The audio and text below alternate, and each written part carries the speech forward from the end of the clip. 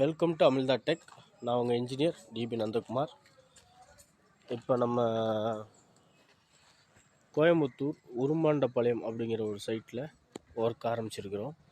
இப்போ இந்த சைட்டு வந்து சைஸ் பார்த்திங்கன்னா 21 ஃபீட்டுக்கு 36 ஃபீட்டு தான் இந்த பில்டிங்கோட அவுட்டர் மெஷர்மெண்ட்ஸ்.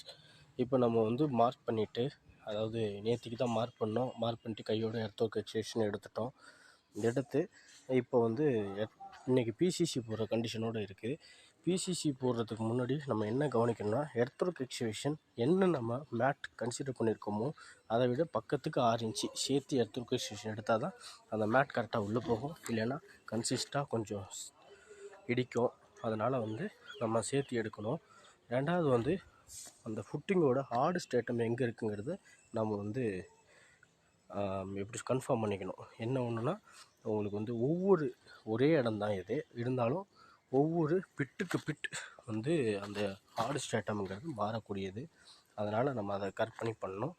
ரெண்டாவது இங்கெல்லாம் வந்து அதிகமாக எப்படி சொல்கிறதுனா, ஒரு 6.25 அடி இருக்கும். இதெல்லாம் இந்த பிட்லாம் இதெல்லாம் வந்து உங்களுக்கு வந்து 5.25 தான் இருக்குது. ஏன்னா ஒவ்வொரு ஃபிட்டுமே ஒவ்வொரு ஹார்டு ஸ்டேட்டத்தை மென்ஷன் பண்ணியிருக்கோம். நம்ம அதுக்கு தகுந்த மாதிரி ஹார்டு ஸ்டேட்டம் வர வரைக்கும் எடுக்கணும்.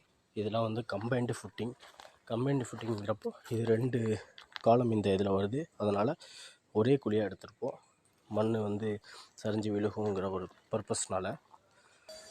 அப்புறம் இந்த சைட்டை பொறுத்த வரைக்கும் நம்ம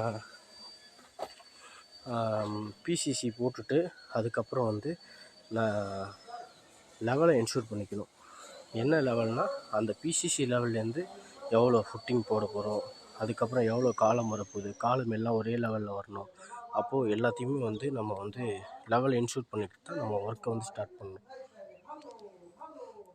லெவலை என்ஷூர் பண்ணிட்டு தான் நம்ம ஒர்க்கை ஸ்டார்ட் பண்ணணும். தேங்க்யூ ஃபார் வாட்சிங்.